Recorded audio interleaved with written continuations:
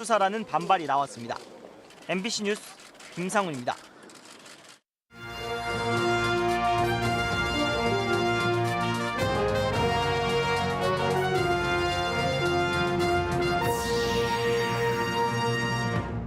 며칠 단비는 내렸지만 농사에는 부족한 상태입니다.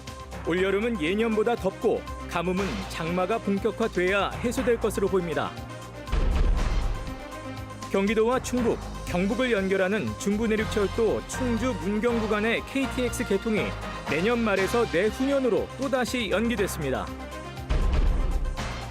휴대전화 원격 조정 앱이 보이스피싱 창구로 악용되고 있습니다. 010으로 시작하는 번호로 피해자들을 속였습니다. 해마다 수천 마리 백로대로 피해를 보는 무심천 마을. 서식지를 간벌해도 소용이 없자 청주시가 전문가 집단에 방법을 묻기로 했습니다.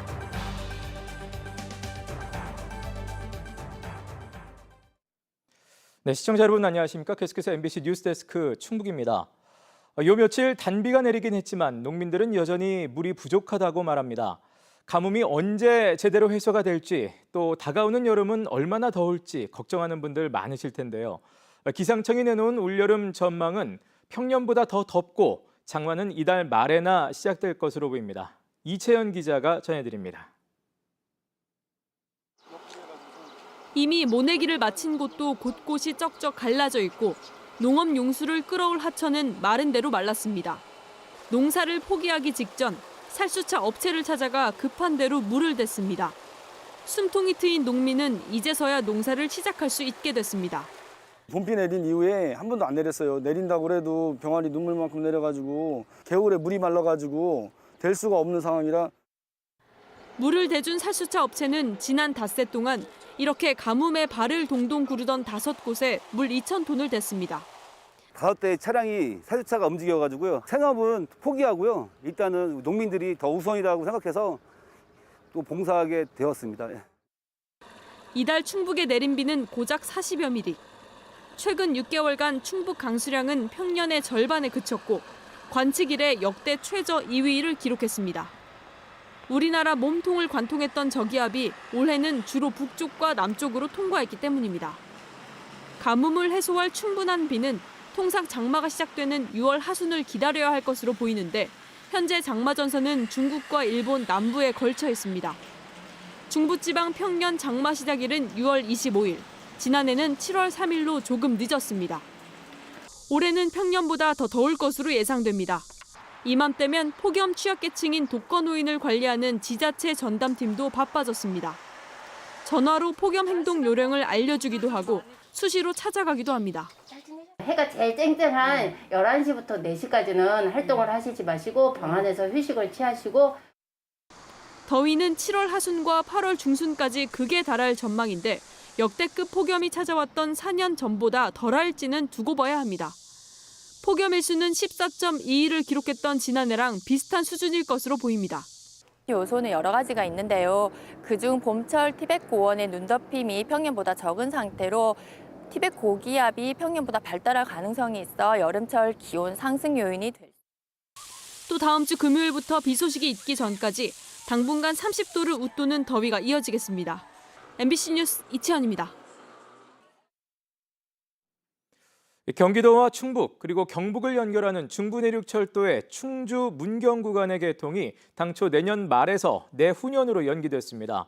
사실상 개통 시점이 두 번째 미뤄지면서 인근 주민들의 기다림은 더 길어지게 됐습니다. 허지희 기자입니다.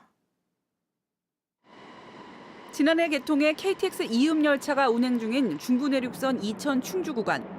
충주에서 다시 남쪽으로 살미, 수안보, 연풍을 거쳐 문경까지 40km를 달리는 2단계 고속철도 공사가 현재 진행 중입니다.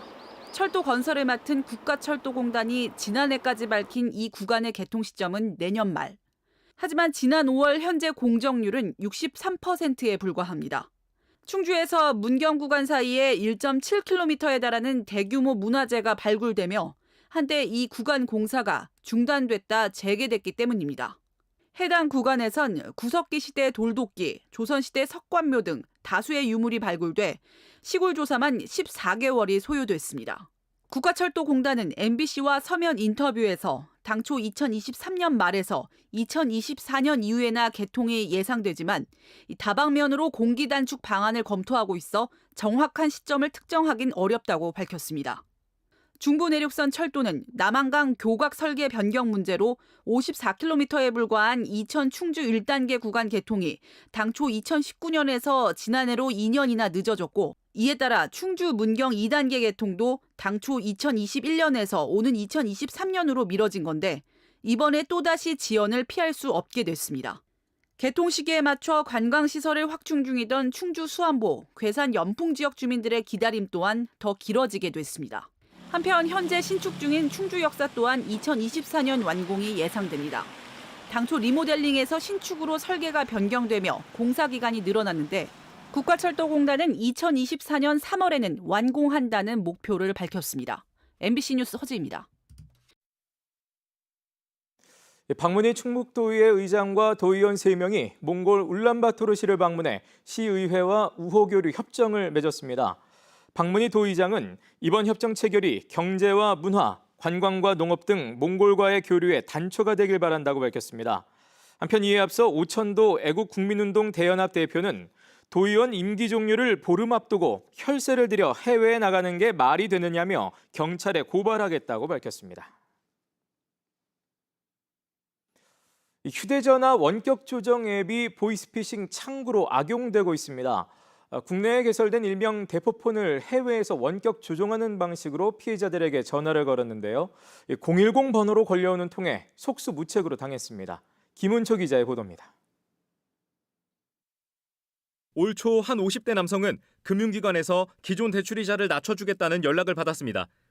그런데 막상 대출을 신청하자 일단 기존 대출금부터 갚아야 한다며 돈을 요구했고 결국 현금 2천여만 원을 넘겼습니다. 알고 보니 보이스피싱 사기였는데 010 번호로 걸려온 전화에 금융기관 담당자인 줄로만 알았습니다. 거기 나오는 핸드폰으로 전화를 했더니 관계자가 받고선 그렇게 진행이 됐던 것 같아요. 두 군데서 하루 그렇게 연결돼서 오더라고요, 전화가.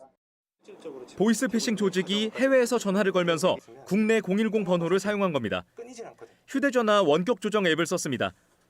국내에서 대포폰을 개설한 뒤 해외에서 태블릿 PC로 원격 조정해 전화를 걸었습니다.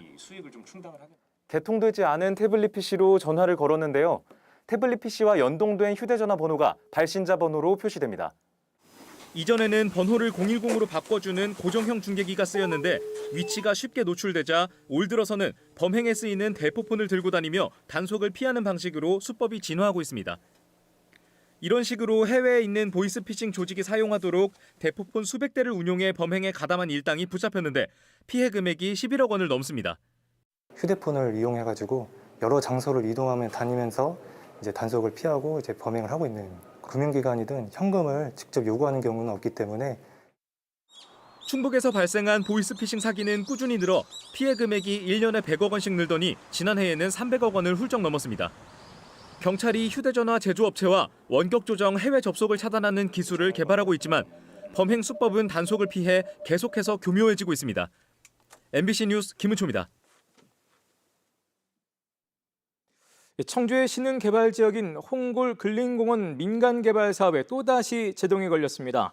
청주지방법원 행정일부 김성수 부장판사는 홍골 근린공원의 한 토지주가 청주시를 상대로 낸 도시계획시설 실시계획 인가 무효 확인 소송에서 원고 승소 판결하고 민간개발사업 인가를 무효로 한다고 판시했습니다. 다만 재판부가 홍골공원의 도시공원 지정이 1976년이 아닌 2008년이라고 판단해 도시공원 해제 시점은 2028년으로 미뤄졌습니다. 이에 청주시는 도시공원이 해제되기 전에 절차상 문제가 된 환경영향평가를 다시 진행하겠다고 밝혔습니다. 해마다 수천 마리 백로떼와 힘겨운 공생을 해야 하는 마을이 있습니다. 지난해 서식지 일부를 감벌했는데 남은 서식지로 백로떼가 몰려들면서 둥지 아래는 아예 잡초도 살기 힘든 땅이 됐습니다. 이에 청주시가 결국 전문가 집단에 SOS를 청했습니다. 자세한 내용 심충만 기자가 전해드립니다. 청주 무심천 인근의 도심숲, 백로 수백 마리가 주변을 날아다닙니다. 가지마다 튼 둥지에 많게는 서너 마리씩, 푸른 숲이 하얗게 보일 정도입니다. 가지마다 둥지를 튼 이 숲은 수천 마리 백로의 배설물이 종일 비처럼 쏟아져 이렇게 별도의 준비 없이는 쉽게 들어올 수도 없습니다. 둥지 아래는 잡초 한 폭이 나지 못하고 흰 배설물을 뒤집어 쓴 주변 초목도 점점 죽어갑니다. 여기저기 나뒹구는 백로며 먹다 남은 물고기 사체가 배설물과 함께 악취를 더합니다. 정화에 나선 청주시 자연환경보전협회 회원들이 연신 헛구역질을 해야 했습니다.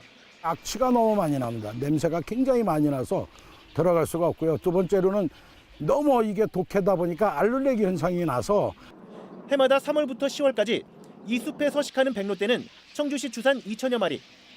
올해도 개체 수는 비슷한데 개발과 민원 등을 이유로 지난해부터 민가와 가까운 숲 일부를 간벌하자 백로떼가 남은 서식지로 몰리면서 백로 밀도만큼 오염도 집중되는 겁니다.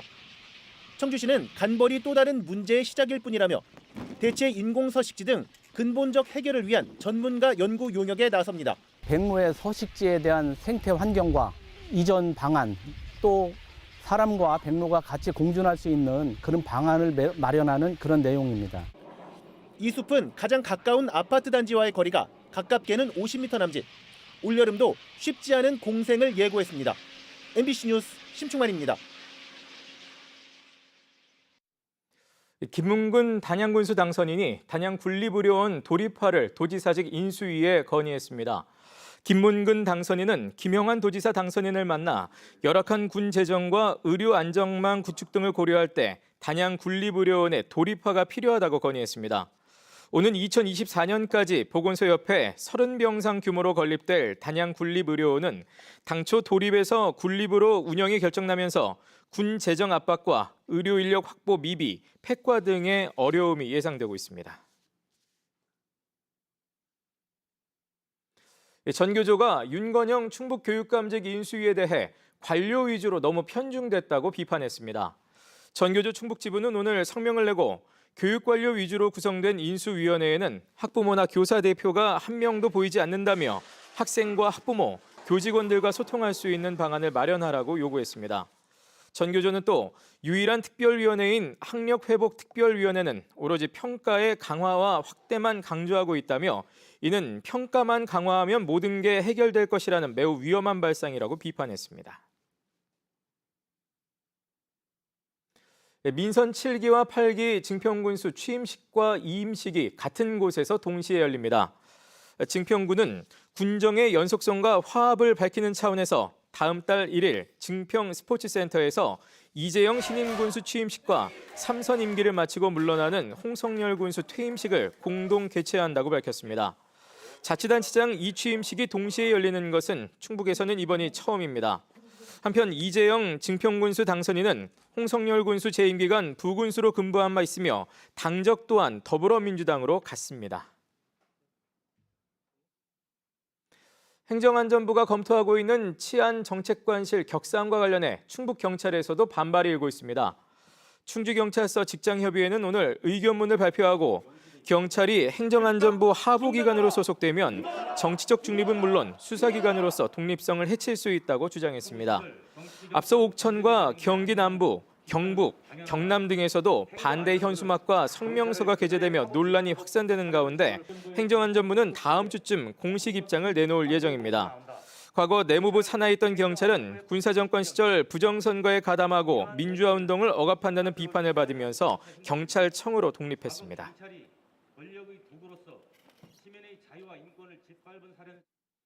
오늘날 12시쯤 단양군 적성면 중앙고속도로 부산 방향 제천터널 부근에서 1차로를 달리던 승용차가 1.5톤짜리 공사 안내 차량을 들이받아 승용차를 운전하던 70대 남성이 숨졌습니다. 경찰과 도로공사는 운전자가 안내용 차량을 미처 보지 못한 것으로 보고 정확한 사고 경위를 조사하고 있습니다.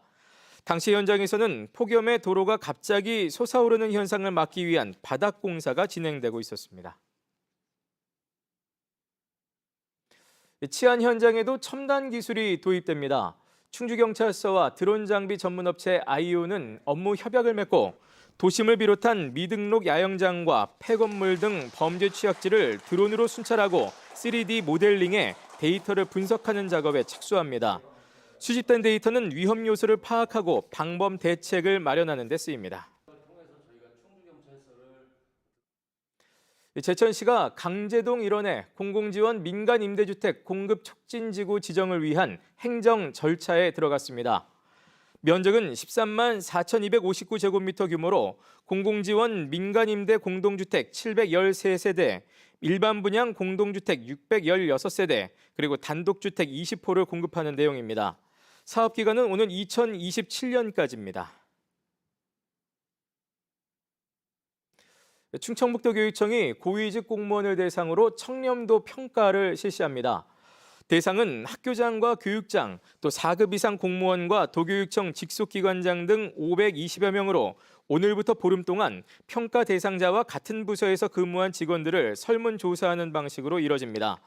평가 결과는 대상자별로 개별 통보되며 조직의 부패 원인 분석 자료로 활용됩니다. 청주시장직 인수위원회가 현안 해결을 위한 전담팀을 운영합니다. 대상은 새청사 건립과 원도심 고도 제한, 또 우암산 둘레길 조성 등 3개 사업으로 사업마다 한 개 팀이 꾸려져 전문가와 시민들의 의견을 반영해 최적의 방안을 도출하게 됩니다. 뉴스를 마칩니다. 고맙습니다. 스포츠 뉴스입니다. 샌디에고의 김하성 선수가 100%